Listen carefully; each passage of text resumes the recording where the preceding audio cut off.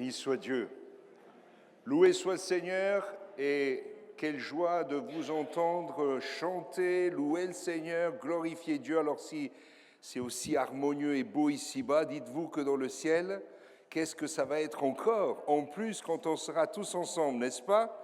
Amen. Je vous invite avec moi à ouvrir la parole de Dieu dans le livre de Matthieu, chapitre 6, les versets 24 à 34. Ce matin, nous allons parler de la croissance spirituelle. Et j'aimerais avec vous lire ce texte qui pourrait nous sembler finalement ne pas coller au thème, mais vous allez voir qu'il nous livre bien des points de réflexion quant à la croissance spirituelle. Matthieu, chapitre 6, à partir du verset 24 au verset 34. « Nul ne peut servir deux maîtres. Car ou il haïra l'un et aimera l'autre, ou il s'attachera à l'un et méprisera l'autre.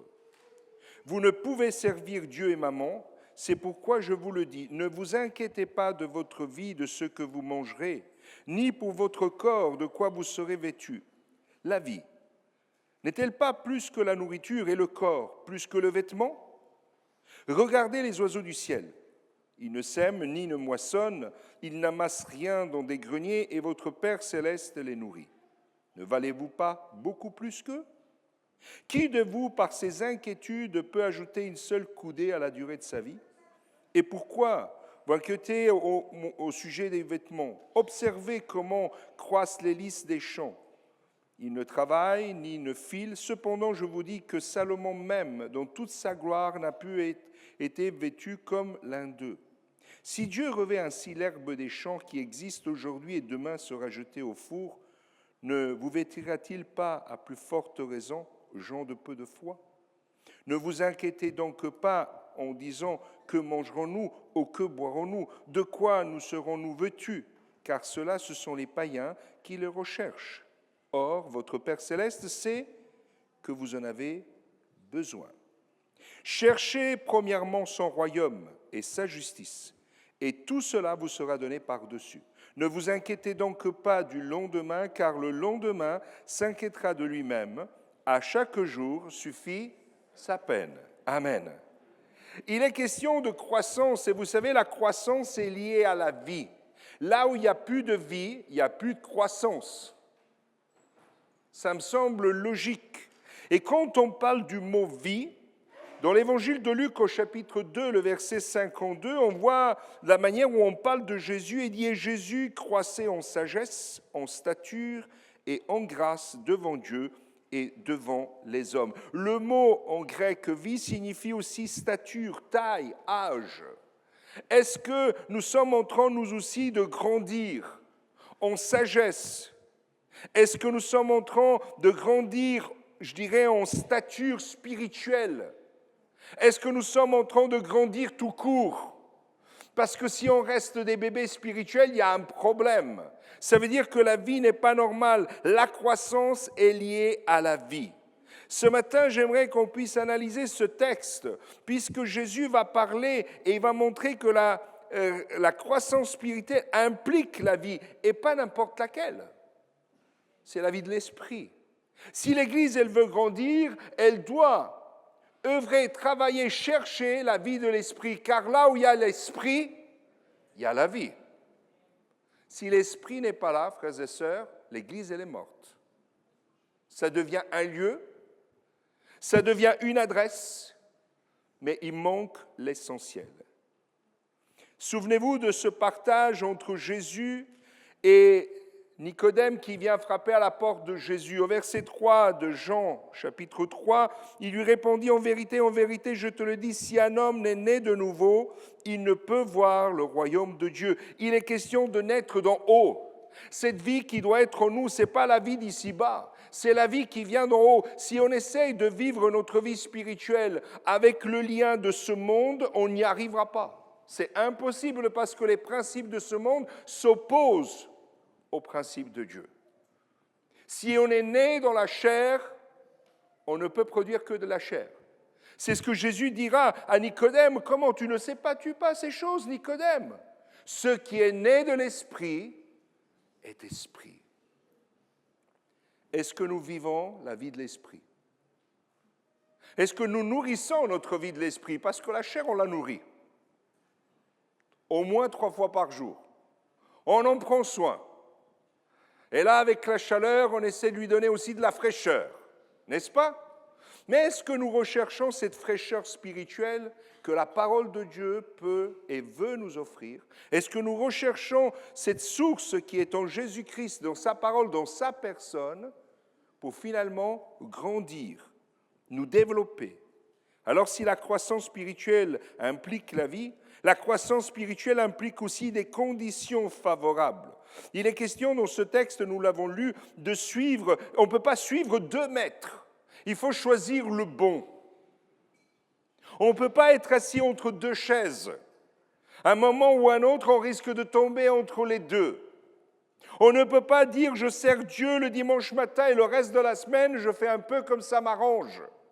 Parce que là, ça ne peut pas fonctionner. On est loin du compte. Il y a un seul maître à suivre. On ne peut pas en choisir 2.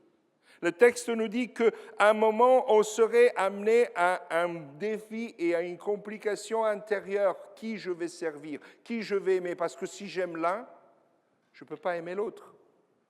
Il n'y a aucune communion entre Dieu et Satan, que ça soit bien clair. Et Dieu n'est pas prêt à faire de la cohabitation. Ah non, il n'y a pas possibilité. Vous savez, aujourd'hui, quand on ne peut pas louer une maison tout seul, parfois on essaye de colocataires. Ce n'est pas toujours facile. Non? Mais Dieu ne veut pas de colocataires. Il n'est pas prêt de vous partager avec quelqu'un d'autre. La parole de Dieu nous dit que Dieu est un Dieu jaloux. Pas de la jalousie du monde, mais de cette jalousie qui veut que ceux qui lui appartiennent entièrement parce que lui se donne entièrement à nous. Lorsque nous lisons cette parole, il est question du bon maître, vous ne pouvez servir. Une autre condition, c'est que, or, votre Père céleste sait ce que vous avez besoin. Frères et sœurs, une des conditions, je dirais primordiale, c'est de se confier totalement au Dieu. Le monde peut que nous enquêter. On regarde un journal télé, c'est bon, on a l'angoisse. Si après vous vous mettez sur des chaînes d'information du matin au soir, vous arrivez le soir, vous vous cachez avec quelque chose sur la tête, sur le corps, vous dites demain peut-être, on sera là peut-être. Et dès quelqu'un, il vous voit, comment tu vas? Ben, t'as pas vu comment ça va le monde? Ça nous touche, ça nous prend, ça nous angoisse, ça nous met en souffrance. Or, notre vie, elle est en Jésus-Christ. Ça ne veut pas dire qu'on n'est pas conscient de ce qui se passe dans le monde, mais la parole de Dieu nous le dit, ce qui va se passer. Et encore, le pire est à venir. Ça va? Je vous ai déstressé d'un coup, là. Non? Plus de raison de s'angoisser. Si le pire est à venir, tout va bien. Non, la réalité, frères et sœurs, c'est que pour nous, nous confier en Dieu, ça veut dire qu'on a conscience que Dieu a tout préparé par anticipation. C'est magnifique quand on va à Dieu, et Dieu sait déjà ce qu'on a besoin. C'est la parole de Dieu qui nous le dit. Il a déjà anticipé. C'est magnifique. Vous n'avez même pas besoin de dire « il le sait ». Il sait ce dont vous avez besoin. Ça ne veut pas dire qu'on n'a pas le devoir, mais aussi l'honneur d'aller à Dieu et de lui dire « Seigneur, j'ai besoin ». Parce que ça montre aussi que nous sommes dépendants de Dieu. Mais cette dépendance, elle est particulière parce qu'on n'a pas affaire à quelqu'un qu'on doit convaincre. Vous avez déjà vu comment les enfants, quand ils veulent convaincre les parents, les stratégies qui vous sortent. Moi, il y a des moments où j'ai même eu droit au diaporama. Avec des calculs, des papa, si je fais ça et tu me permets ça, il y aura ça, c'est un planning. Alors je me dis, bon, je comprends à quelque part, ça déteint. Moi aussi, j'essaie d'expliquer les choses. Ils ont compris que comme ça, c'est clair pour tout le monde et ils me l'expliquent de la même manière. Mais avec Dieu, je n'ai pas besoin de faire un diaporama. J'ai juste besoin de me mettre à genoux. Et sa grâce, elle est là.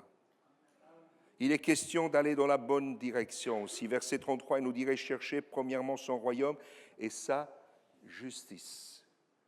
Il faut aller dans la bonne direction, il faut chercher les bonnes choses parce que vous savez, parfois, on peut être, oui, comme ces chercheurs qui cherchent toujours, mais ils n'ont jamais trouvé. Vous faites quoi comme métier? Chercheur. Et tu n'as pas trouvé encore? Je l'ai sorti à un chercheur un jour. Et je lui ai dit, mais tu n'as pas trouvé? Non. Et quelque temps plus tard, il est venu me voir parce que quelqu'un de proche, il avait tenté le suicide. Et là, il me dit, qu'est-ce qui pourrait m'arriver si moi, j'étais dans les mêmes conditions? Qu'est-ce que je dois faire? Je lui ai dit, tu as besoin de Dieu? Et il m'a dit, mais je suis athée. Alors, je lui ai passé ce petit livre, Il faut beaucoup de foi pour être athée. Il l'a lu.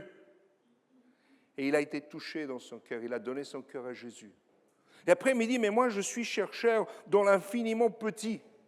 Est-ce que je ne suis pas quelque part en train de franchir un seuil que Dieu ne veut pas? Je dis, tu as la possibilité de voir un Dieu grand, merveilleux, qu'on ne peut pas mesurer dans l'infiniment petit. Ça a apaisé son cœur et il a entrepris son cheminement avec Dieu. C'est Dieu qui doit faire une œuvre. Et pour nous aussi, frères et sœurs, chercher, c'est en vouloir. Est-ce que vous en voulez? Est-ce que vous en voulez du royaume de Dieu? Est-ce que vous le cherchez vraiment? Est-ce que vous le demandez? Est-ce que vous le désirez? Est-ce que vous vous posez des questions? Seigneur, à quel moment? Comment, Seigneur? Qu'est-ce que je dois faire? Vouloir le royaume de Dieu, ça veut dire remplacer ça et enlever tout le reste. Je choisis de chercher premièrement le royaume de Dieu. Le reste ne m'intéresse plus. Ça ne m'apporte rien du tout. Et chercher, comme je l'ai dit tout à l'heure, c'est dans le but de trouver.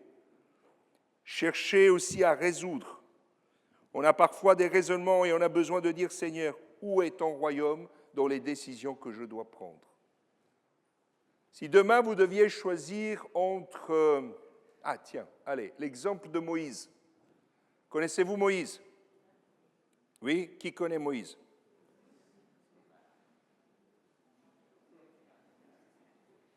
Moïse a fait des études qu'on pourrait comparer à l'ENA.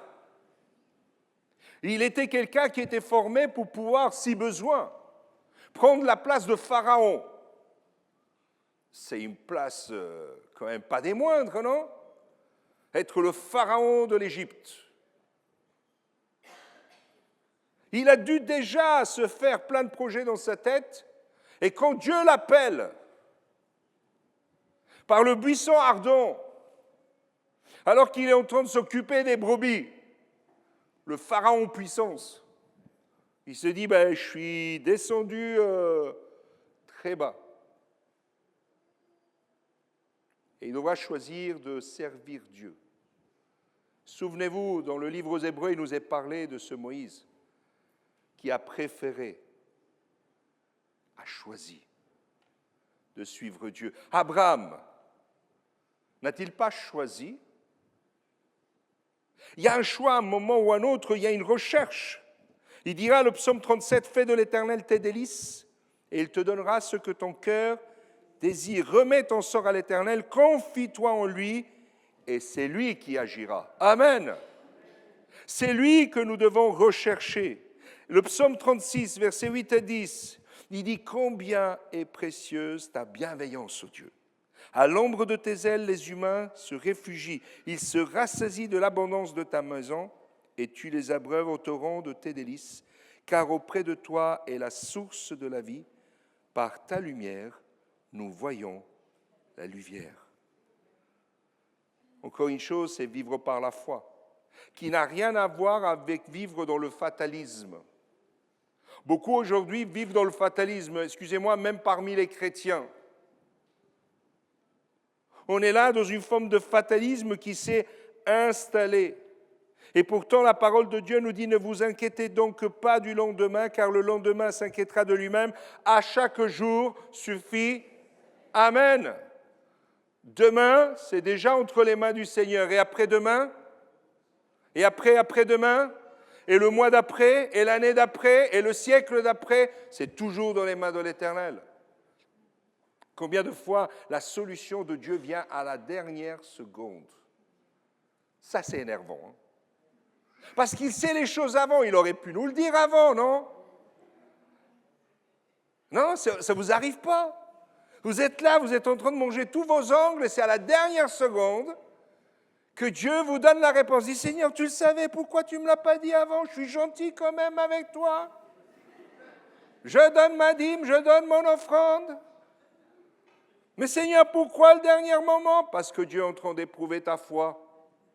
Parce que Dieu veut voir si tu es prêt à faire confiance à lui à tout moment et jusqu'au bout. Parce que particulièrement ce qui se passe, c'est que l'ennemi vient nous faire des petites propositions. Hein? Tu sais, j'ai une solution plus simple. Va voler. Ça peut marcher. Ça peut rapporter. Ben oui, vous ne le croyez pas? Ben oui, malheureusement, il y en a qui ont fait ce genre de choses. Parce qu'ils cherchaient une solution et au lieu de s'attendre à Dieu, ils sont allés voler ou ils sont allés faire autre chose. J'ai rencontré quelqu'un qui priait avant d'aller voler. Ah, mais il faut de tout pour faire un monde. Hein. Il priait pour ne pas être attrapé. Et le jour où ils l'ont attrapé, sa maman, elle intervient devant le juge et dit « Mais il n'a rien fait de mal, il a juste volé ». Donc je me rends compte qu'il y a un problème d'éducation, de formation, de mentalité. C'est pour ça que nous ne pouvons pas vivre selon les principes de ce monde. On a besoin de vivre une nouvelle mentalité. La nouvelle naissance, c'est métanoïa, nouvelle mentalité. Est-ce que tu raisonnes comme tu dois raisonner ou tu raisonnes comme tu ne dois plus raisonner? Être ou ne pas être? Moi, je crois que tout est déjà prévu dans le planning de Dieu. Amen. Il sait à quel moment intervenir. Je dirais aussi, troisième chose, que la croissance spirituelle, elle est naturelle là où il y a la vie. Il dira au verset 26, « Regardez les oiseaux du ciel, ils ne sèment, ne moissonnent, ils n'amassent rien dans des greniers, et votre Père céleste les nourrit. Ne valez-vous pas beaucoup plus qu'eux ?» Vous avez déjà observé les oiseaux au Havre? Ils sont bien nourris. Hein. Ils ne s'inquiètent pas. Hein.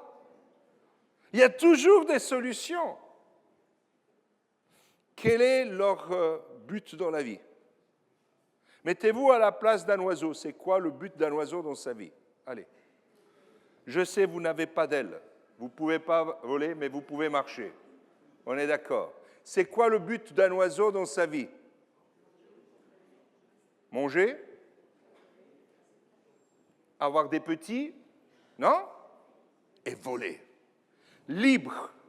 Frères et sœurs, Christ nous a appelés à être libres. Un oiseau en cage, ce n'est pas la même chose qu'un oiseau libre. Non? Oui, il peut chanter, mais il n'est pas libre. Vous pouvez le mettre dans une cage au nord, il s'en fiche. Il voulait être libre et il a été créé pour être libre. Et le Seigneur nous dit de ne pas retourner dans nos emprisonnements, dans nos raisonnements. Soyons libres de la vie du passé, mais cela ne peut être naturel que si nous avons compris la nouvelle vie en Jésus-Christ, dont je sais que tout dépend de lui et je n'ai pas de problème à me faire. La croissance, elle est aussi progressive. Les versets 31, 32, il nous dit « Ne vous inquiétez donc pas en disant que mangerons-nous, que boirons-nous, de quoi nous serons vêtus, car cela, ce sont les païens qui le recherchent. » Et là, je suis allé chercher un tout petit peu parce qu'il est question pour nous de priorités et nos priorités nous identifient. Croyants ou païens. Et nous qualifient bébé ou homme fait. Quand un bébé a faim, il fait quoi? Est-ce que vous, quand vous avez faim, vous vous mettez à pleurer? Je pourrais poser la question à quelqu'un d'entre vous. Tu pleures quand tu as faim, mon frère?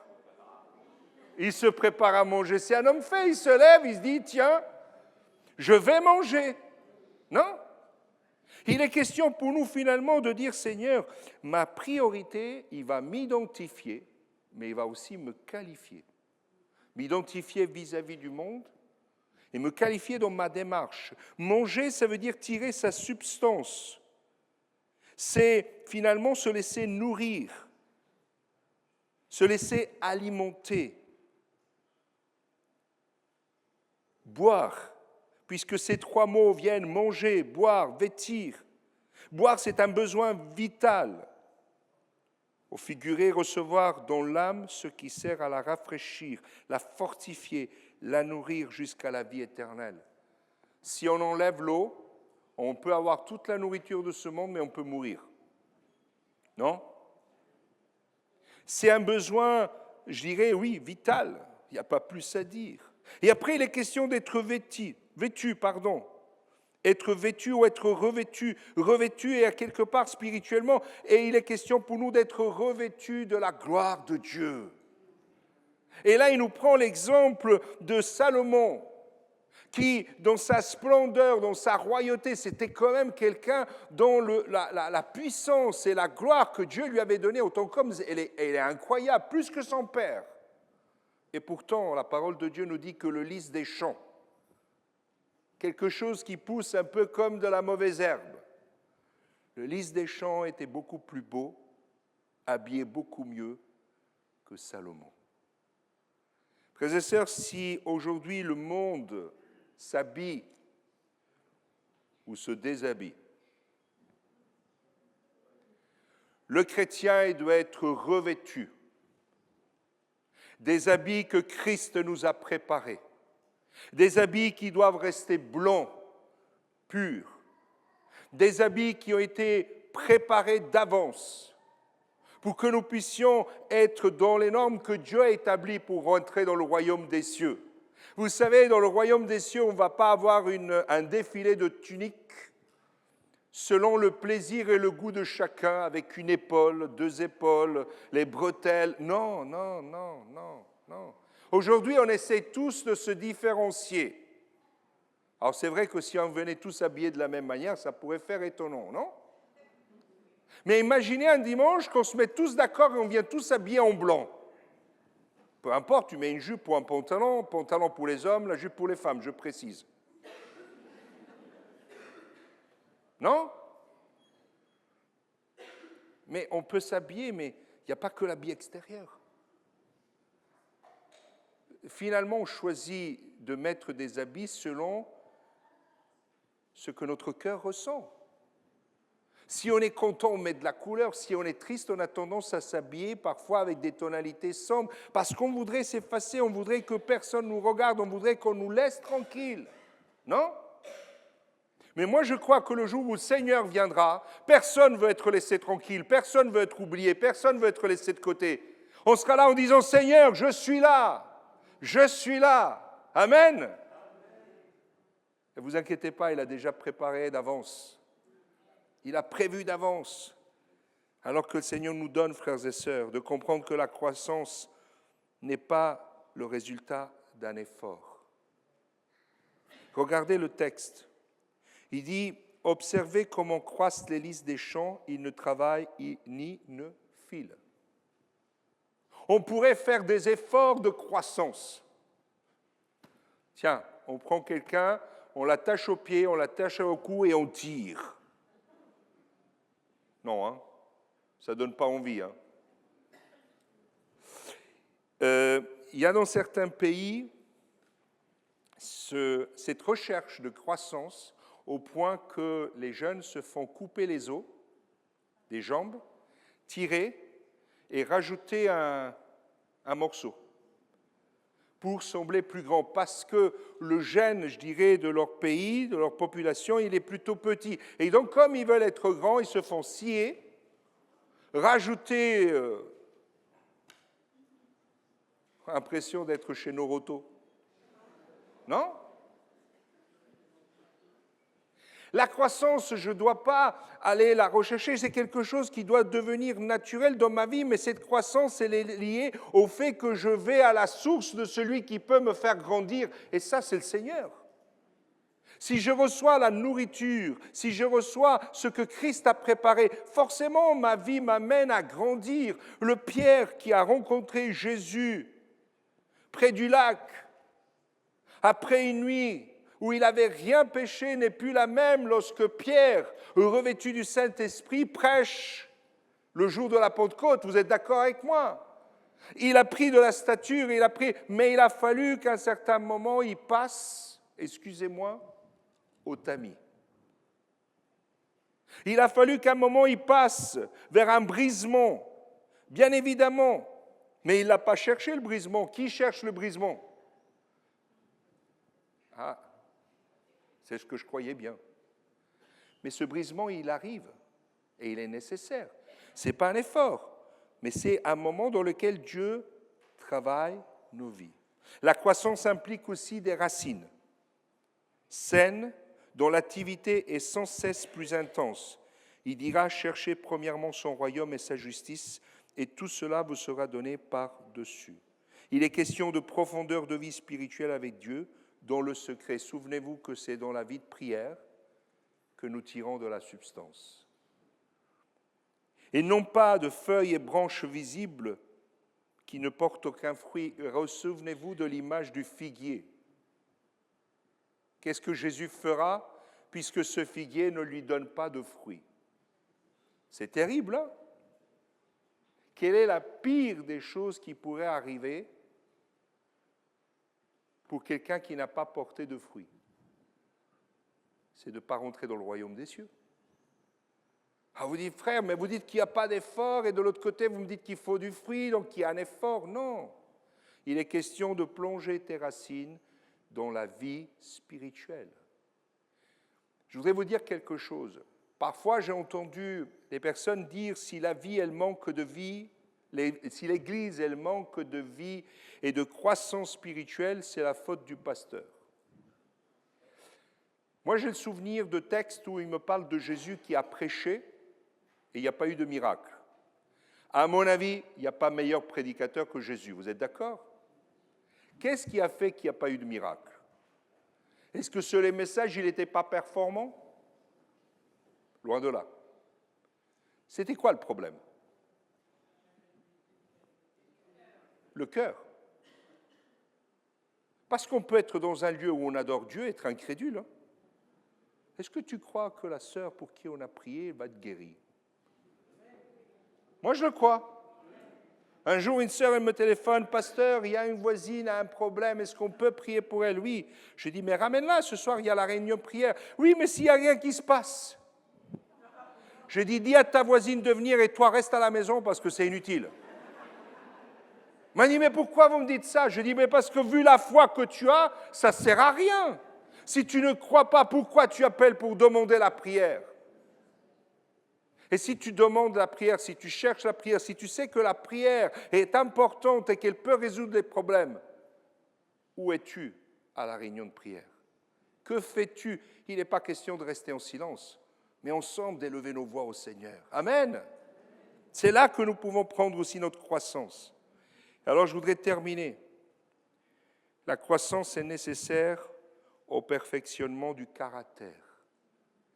On termine par ce texte que vous connaissez, c'est le psaume 23. Et vous allez retrouver tous les éléments de ce que nous venons de partager. Regardez quel lien il y a entre un texte dans l'évangile de Matthieu qui nous dit qu'on ne peut pas servir deux maîtres, qu'il ne faut pas ceci, il ne faut pas cela. Et le psaume 23, il dit « L'Éternel est mon berger, je ne manquerai. » Amen. Ça, c'est de la foi. Est-ce que tu crois que tu ne manqueras de rien? Alléluia. Il me fait reposer dans des verts pâturages, il me dirige près des eaux. Alléluia. Seigneur, il y a des tempêtes à droite et à gauche, mais toi, tu me ramènes là où je dois être. Il restaure mon âme. Ça veut dire aussi, pas seulement qu'il la relève, mais il la nourrit. Amen. Il me conduit dans les sentiers de la justice à cause de son nom. Quand je marche dans la vallée de l'ombre de la mort. Ah non, ça c'est pas bon. On n'a pas envie de marcher dans la vallée de l'ombre de la mort. Et pourtant, il y a des moments où ça arrive. Et même là, je ne crains aucun mal. Car tu es avec moi. Ta houlette et ton bâton, voilà mon réconfort, Seigneur. Vous savez, j'avais un frère à Besançon qui, depuis des années, on me disait il va mourir. Et moi, je l'ai appelé Papy Yo-Yo. Parce qu'on m'appelait, il est en train de mourir, il est en train de mourir. J'allais, on priait avec lui, hop, il remontait. Et c'était reparti pour un tour. Donc à chaque fois, il va mourir, il va mourir. J'ai dit, Papy Yo-Yo, il va nous faire le truc là, tu vas voir. On prie, hop, il est reparti. Et un jour, je vais le voir, suite à un échange que j'avais eu avec sa femme et sa fille. Où sa fille, pendant 5 ans où j'étais dans l'église, n'a jamais voulu de rendez-vous parce qu'il y avait des choses qui avaient blessé son cœur, elle avait besoin de temps. Et finalement, ce rendez-vous me dit, pasteur, vous savez, aujourd'hui, je suis prête au moment où Dieu va prendre mon père. Il dit, pendant des années, je n'étais pas prête. Je vivais ça comme si Dieu me volait mon père, c'était une injustice. Il dit, mais aujourd'hui, je sais que mon papa du ciel prend soin de moi. Et que s'il prend mon papa terrestre, il sera auprès de lui, il sera bien. Et quelques jours plus tard, on m'appelle pour aller voir son père. Et quand je vais le voir, là, on m'appelle, il dit, il est en train de partir, et le Seigneur me confirme dans mon cœur que c'était le temps. Quand je suis arrivé, je vois ce frère qui souffrait énormément, sclérose en plaques. Et là, je le vois, il est souriant dans son lit. Et il regarde vers un coin de la pièce. Et là, je sens qu'il y a quelque chose qui est en train de se passer. Vous savez, ce texte où il nous dit de ce pauvre Lazare, que Dieu envoya des anges.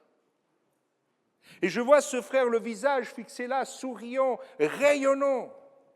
Et je lui dis, est-ce qu'ils sont là? J'ai dit à sa femme, à sa fille, c'est le moment maintenant de lui dire au revoir. Il est parti dans une paix incroyable. Le personnel de l'hôpital est venu, s'est mis autour en disant, on n'a jamais vu quelqu'un partir comme ça. Il est beau. Frères et sœurs, je crois que Dieu fait la différence dans nos vies et quand Dieu est dans notre vie, on fait la différence dans ce monde.